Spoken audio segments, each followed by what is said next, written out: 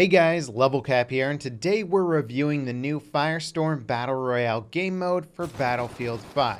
Before we get into the nitty-gritty details, I've got a quick word from my sponsors.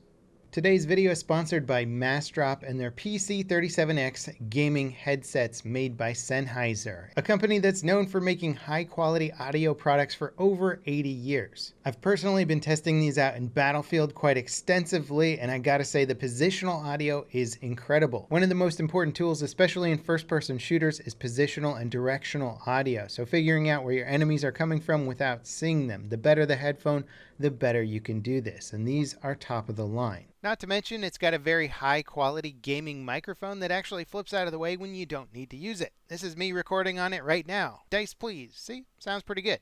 Now, if you're looking to upgrade your headphones, which in my opinion is one of the most important gaming peripherals, I can personally recommend the PC37X as a solid gaming headset. And I'm certainly not the only one who can recommend them. The PC37X has over 10,000 purchases on Massdrop and a 5-star rating with reviews. It's also very competitively priced, so for the money you're spending, you're getting one of the best products around. I'll leave a link to the headphones in the video description if you want to check them out for yourself. Alright, now on with the Firestorm review. Ever since its controversial announcement at the Battlefield 5 reveal event, players have wondered what can be done with this game genre on the coveted Frostbite engine. Today we're going to explore the good and bad and my overall thoughts. Let's start off with the good.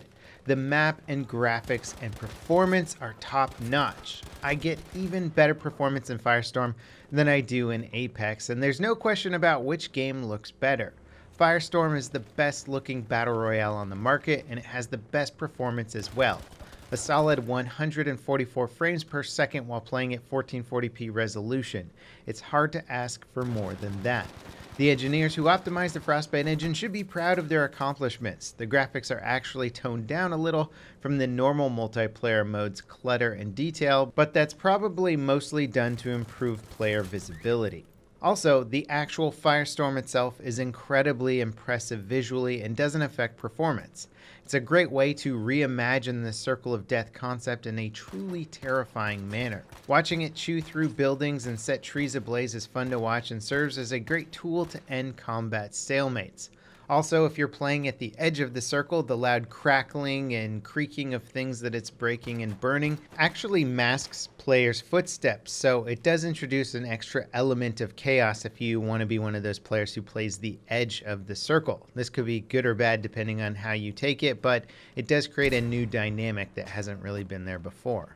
Now combine these things with some of the best multiplayer destruction affecting almost every structure on the map, and you have a world that feels alive and reactive. What might be a solid house in a game like PUBG or Apex is now a tank shot or a Panzerfaust shot away from having a hole blown into it. Don't want to go in the front door? Fine, jump through a window or make a new hole with dynamite. Hell, call in an airstrike or a V1 and blow up the entire structure. Although this mechanic isn't anything new to the Battlefield franchise, adding it into a battle royale completely changes the way people will approach solid cover, and I for one love it. The gunplay is also very good. Well, it's Battlefield 5's gunplay, pretty much copied over from normal multiplayer. I won't say it's the highest skill ceiling gunplay in the world, especially if you're talking to say like a PUBG veteran. They might take issue with some of the easy recoil control versus PUBG's higher difficulty weapon handling.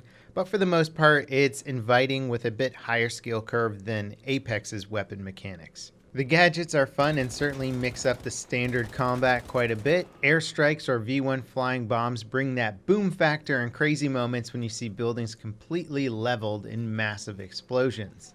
It really is the best way to deal with a building camper. Though I don't know if I'm totally sold on the idea of having anti-personnel mines and vehicle mines in a battle royale mode. It seems a bit cheesy to just put down an AP mine by a door and get a kill by somebody just walking around or exploring the world. It doesn't happen a lot, and it's usually not a one-shot kill unless the person's hurt, but it's still kind of cheesy in its own right. There's also a top screen compass in the game. And okay, sure, the average battle royale player might think, well, of course there's a compass. How else are you going to make callouts? But To a Battlefield veteran, this has been a requested feature for a while, and to finally see it in a Battlefield game is really exciting. Now, a lot of the Battlefield franchise staples have greatly improved the standard Battle Royale experience, like destruction and visuals, but some of them have fallen short or just don't balance properly into this game mode. Vehicles are definitely one of those things. With the prevalence of explosives around the map, I tend to hear a tank and, well, I usually end up running toward it, not away from it.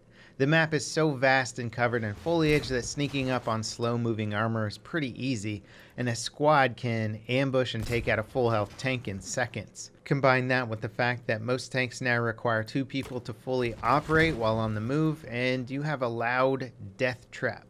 My squad of 4 just stopped going for vehicles unless it was just for a laugh, but as soon as we got serious about winning, the idea of bringing a tank into combat brought more cons than it did pros.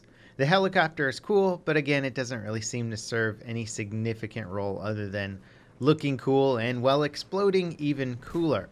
The fire circle doesn't move fast enough to warrant the need for extremely fast vehicles, and so there really isn't a need to fly around in a helicopter too much. Sure, watching tanks crash through buildings and destroy structures, or watching the flamethrower on the Churchill crocodile tank burn things down certainly adds a lot to the cool factor, and maybe that's enough to warrant vehicles in this game. But I can't help feeling that Battlefield keeps throwing vehicles into game modes because they think it's a staple of the franchise. Fortunately, vehicles don't really get in the way too much, so it's at least not game ruining. It's just sort of like, okay, they're there, but am I really going to use one? Probably not. Not really a huge negative of the game, I just thought vehicles might play a more interesting role. But let's actually talk about a real problem in Firestorm, its biggest problem. You have probably already heard about it by now. Even the developers have agreed that it's terrible and are working on a fix whenever that may come. But the looting system, something that has to be efficiently designed for a Battle Royale to play well, is by far the worst looting system of any Battle Royale game so far. Picking up items from dead players is ridiculously difficult and time-consuming. So much so that you will accidentally switch weapons, drop the wrong gear, be unable to find health, ammo, and armor even when it's right in front of your face. It's really bad and causes so many unnecessary deaths because of how much time is required to properly loot dead players. I think it's particularly surprising considering how far looting mechanics have come since H1Z1 in PUBG, and now it's like going back in time and trying to solve a problem that's already been solved by multiple dev teams before. My main concern is how long it will take DICE to fix this, as it needs to be fixed ASAP, or the serious players may just give up on the game altogether. Let's talk about some of the other general rough edges. Queuing for matches takes a long time. Far too long, and especially for the modern streaming environment, expecting your audiences to sit around for 5 minutes or longer in between rounds is, well, unrealistic. In addition to that, squatting up is convoluted, and leaving rounds incorrectly often requires you to reform a squad with your friends, which is already a buggy process. Battlefield has always had a really bad back-end design for this, and it's sad that it's carried over into the Battle Royale mode. Also, if you crash while in game, there isn't a way to reconnect to the mode and rejoin your squad, which sucks, and crashes do happen a bit. If you're playing in squads but with randoms, it's quite hard, especially if you're used to the amazing pinging system from Apex. It's hard to fault Firestorm for not having Apex's features, since they launched so close together, but really Apex set a new standard for a lot of things in a Battle Royale, and by comparison, especially when it comes to UI, Firestorm feels like it's at almost a prehistoric era of Battle Royales, not learning from what the other games have already accomplished and figured out that works well within this system. And if we're still going to compare it to Apex, which I think you have to at this point if you're judging one Battle Royale versus another, I would have to throw not having reviving into that same boat. So many people like the idea of being able to bring back dead squad mates if you're willing to take a risk.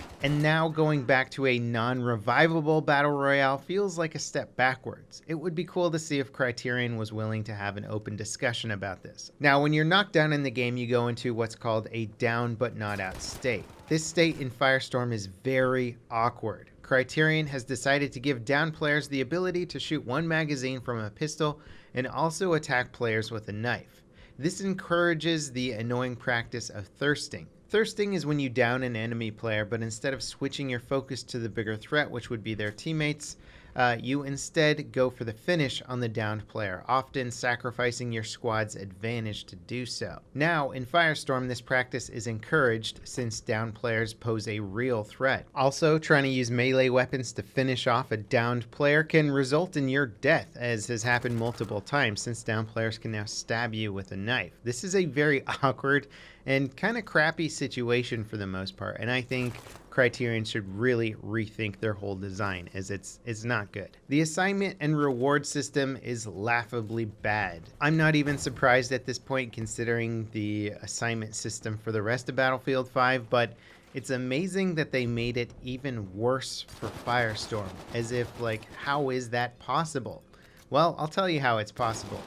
There are zero, I repeat, zero cosmetic exclusives that you can get from playing the Firestorm game mode. You can get some cosmetics through the Tides of War program. They're very underwhelming, and these can also be accomplished much easier by just playing the normal Battlefield game. There are 5 assignments total for the mode that you have to unlock sequentially. Some of them are very challenging, like needing to get 10 wins in Firestorm, and when all of them are completed, the last assignment will give you 500 company coin. An amount of coin so low that I could get more from completing a single round of combined arms by myself in 10 minutes. The reward makes absolutely no sense given the context of anything else in Battlefield 5. I don't think any other Battle Royale game has a progression system as embarrassing as this one. Now, on the bright side, you can bring cool soldier cosmetics over from the other multiplayer game modes, and I guess it does encourage playing multiplayer if somebody's just there for Battle Royale, but oddly, you can't bring weapon skins over. This might be due to the fact that weapons have a very specific configuration in Firestorm that might not match with your multiplayer config, but it still kind of sucks considering how much work it can be to unlock, say, a golden sniper rifle, and then you can't use it in the Battle Royale mode. Also, stat tracking for Battle Royale is not independent from the rest of your game stats, so playing lots of Battle Royale will actually lower your kills per minute, score per minute, and other stats. I guess DICE already kind of ruined their stats by having single player and combined arms stats carry over into multiplayer, but I guess they just don't even care at this point, and it kind of sucks for anyone who is actually looking forward to tracking their Firestorm stats. There's plenty of other things in Firestorm that could be better, like having some actual skydiving meta. The armor system often leaves you worse off after each firefight, kind of like Blackout did. Fully armored out players can survive pretty much a full magazine spray in close range, forcing a weapon switch to finish, making it so that a lesser kitted player might not even have a chance to win against a higher kitted player, even if they're higher skill. And the weapon tiers aren't that well thought out. The G43, for example, doesn't even get detachable mags at its purple level, and most snipers don't get high zoom optics at their rare tiers. Also, there isn't any end of round hype music, killing some of the winner momentum, and it can even be confusing as to when you actually do win. Despite a lot of the rough edges though, the game is still very fun. I do worry that the matchmaking, poor looting, and lack of rewards could ultimately slow down and kill interest in an otherwise fun game mode. If DICE/Criterion can fix these issues within a month, then I think they could really pick up some steam. But you do have to wonder how being behind the Battlefield 5 paywall might affect players' adoption of Firestorm, since you've got amazing battle royales like Apex and Fortnite that are completely free to play. Now, the best part of Firestorm for me is that it really does feel like a Battlefield game, and the player movement and weapon mechanics feel right at home. The world design is absolutely gorgeous. The urban fighting is unparalleled, and the cool, crazy Battlefield moments can and will happen. Now, if you have Battlefield 5 but you haven't played it in a while, definitely come back and try out Firestorm. If you're looking for a new Battle Royale, this one is absolutely worth playing, and it seems to slide into an area between PUBG's realistic intensity and Apex's arcadey goofiness. I think it's actually a very nice balance. As always, guys, thanks for watching. I hope you enjoyed this review. Let me know in the comments what you think about the game mode, and I'll see you next time. This is Level Cap, signing off.